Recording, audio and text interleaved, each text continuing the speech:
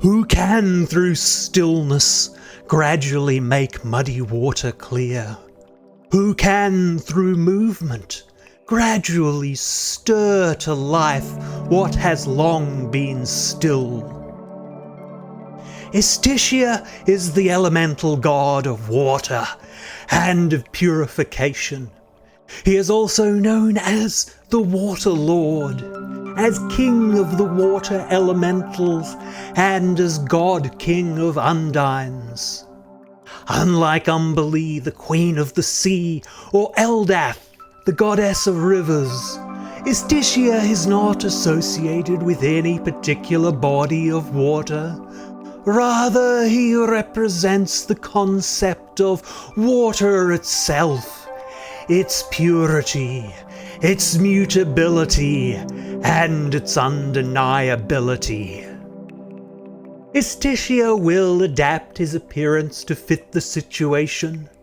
Sometimes he might manifest as a single drop of rain, as a thundering wave, as a mysterious sea elf, or as a mighty sea elemental. His most common form is a 60-foot tall, 20-foot wide column of water that twists, moves, and seamlessly divides to negotiate obstacles. His voice is like the pounding of waves, the rushing of a stream, and the gentle rain, all at once. As one of the 4 primordial beings who predate the gods, the Water Lord has always existed, unchanging and unaffected by the passage of time. Istishia is incomprehensibly alien to mortal sensibilities, and thus he shows no concern for his followers or indeed for how his gifts are used. He fosters life, providing the circumstances for it to exist, and yet he shows no interest in life itself. He is a riddle, wrapped in a contradiction, almost predictable in his unpredictability. The King of Water Elementals maintains very loose ties with other water deities, such as Umberlee or Valka, the god of seafaring. He has also been known on rare occasions to work beside Eldath and Deep Sashilus, the patron of the Sea Elves, to maintain the cycles of the sea, while his sole enemy is Kossuth, the primordial of fire, against whom he is fundamentally opposed. Istishia dwells within the elemental plane of water, where his realm is known as the Sea of Timelessness, though some planar scholars claim that he encompasses the entire plane of water itself. Istishia's power is equivalent to that of a greater deity, and his true neutral alignment represents the inadequacy of mortal constructs to describe his unknowable mind. He tends to grant his clerics the nature, the life, or the tempest domain, and they will turn and destroy undead. His favoured weapon is a crashing wave, and his divine casters train in warhammers adorned with water motifs. His holy time is the dawn, when his casters will pray for spells while ceremoniously drinking a cup of life-giving water. His followers are known as Istishians, and their numbers include many sailors, pirates, monks, travellers, water-based elemental creatures, water genasi, some aquatic elves, and many of those who simply feel drawn to the simplicity of water or to the majesty of the seas. The major goal of the Istishien faith is to foster cooperation between land and sea races, while simultaneously unifying all sea dwellers under a single grand purpose. And yet, the Waterlord's distant and unnerving nature causes many outsiders to view Istishians as mere primitive cultists, and their long-term aims are so idealistic that even other water religions regard them as naive or even as dangerous. Nonetheless, Istishians are so famed for their fine pottery and their knowledge in purifying drinking water and taking proper care of waterways is often life-giving and life-saving to remote communities. Indeed, to pollute or to poison water is ranked among the most grievous sins an Istishian can commit. There is no single Istishian church to speak of, but rather a number of different factions that each interpret the will of Istishia, and who are constantly being absorbed into one another to form new sects. Today, there are 4 distinct churches. The Church of the Magnificent Storm, who are also known as Stormers. They focus on the purification of the land, the sea, and the air by the way of water. And they will never miss a chance to be present during monsoons, thunderstorms, and other extreme weather events. The Church of the Sacred Sea worship large bodies of water as the physical form of Istishia himself. They pray for calm seas to protect seafarers and coastal communities, and for the wrath of the sea to destroy their enemies. The Church of Watery Paths reveres rivers and inland streams as the far-reaching fingers of their god. They view fresh water as the life-giving blood of the earth, pumped from mountain hearts to spread throughout the realms, such that no place is untouched by water or indeed shaped by its absence. And finally, the Church of the Eternal Transformation views water as a symbol for life itself. Just as water may turn from liquid to ice to steam and then back again to liquid, so the soul may continue after death in a different form, simply beyond our ability to perceive it. Life, like water, takes on the shape of the vessel in which it is stored. Everything, they believe, can be understood through water. Regardless of the order to which they belong, Istishian clergy all serve a local temple or a shrine for a period of 5 years, after which they may request an extension, or else they are reassigned to another region, and potentially to another sect of the church. Indeed, to allow their priesthood to become insular and inbred like stagnant water is antithetical to the shifting nature of the faith, and it is rare to see a cleric remain in one posting for any period longer than 10 years. Lifelong tenured positions are extremely rare and are fiercely fought over. Indeed, much of the internal politicking of the church is centered around the prestigious Elder Oversight Committee, a group of senior priests who decide on all assignments. Novice Istishia priests are named searchers, and after completing at least 3 different courses of spiritual apprenticeship under senior priests, they are ordained as essential servant. Thereafter they are able to rise up the ranks to become Spring of the God, Tidal Messenger, and Cephalian.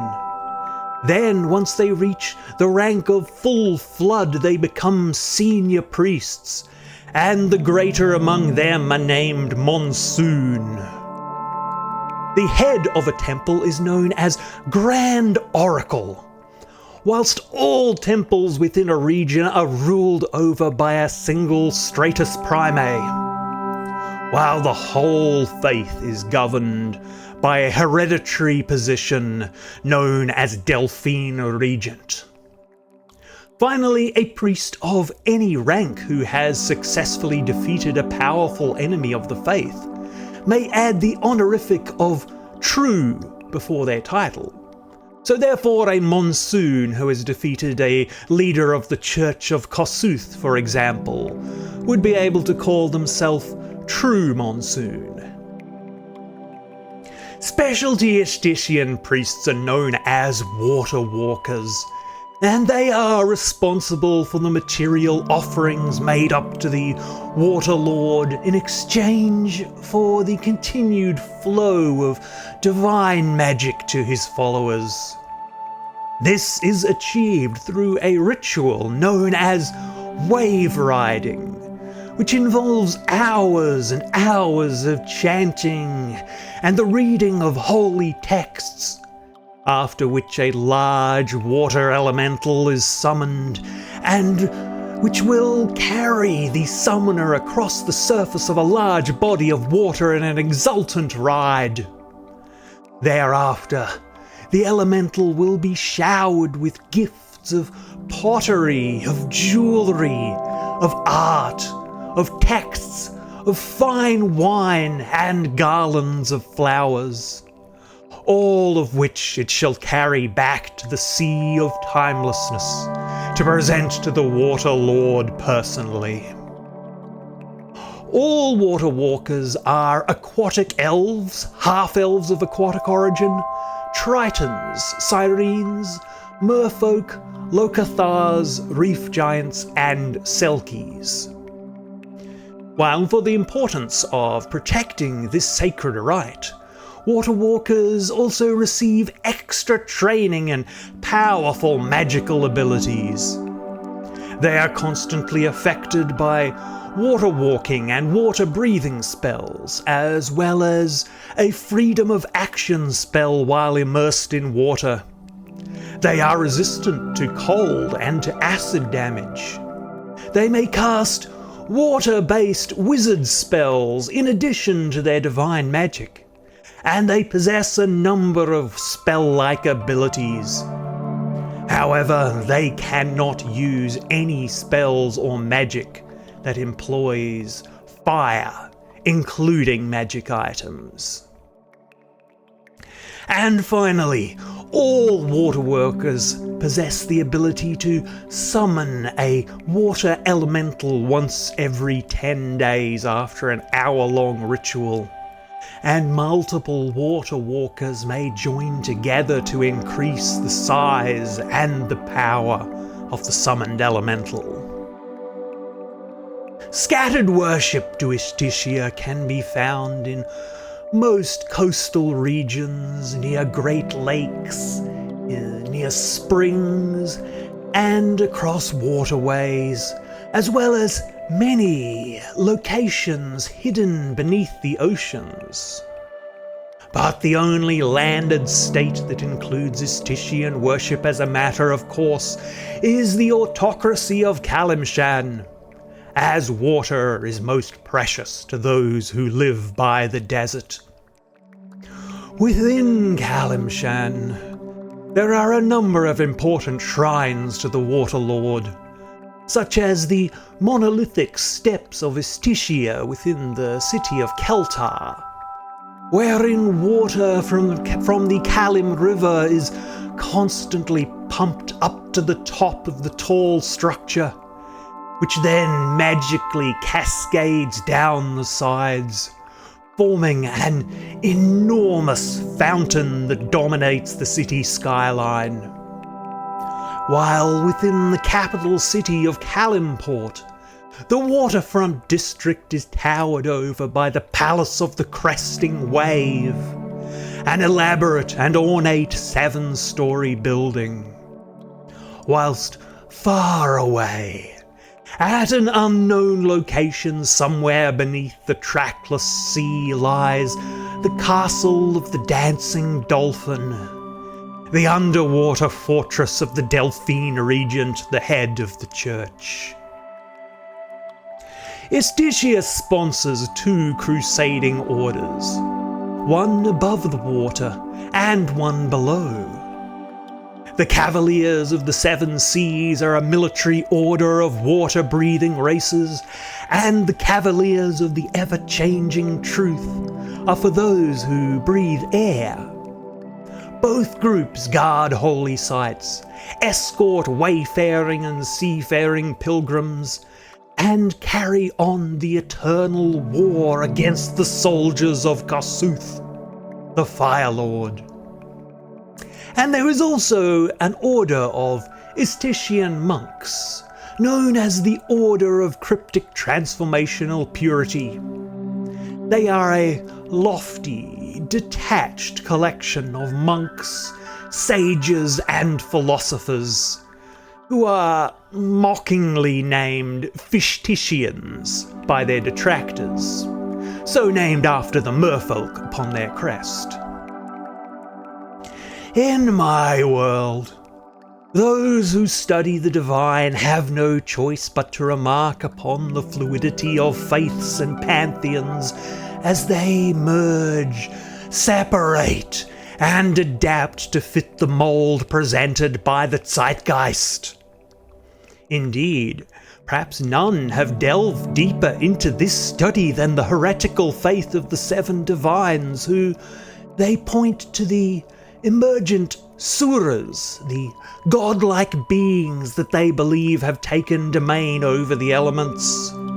All of these creatures are but infants, except for one. The Sura of Water is eternal, though not unchanging, and they say has always existed outside of time.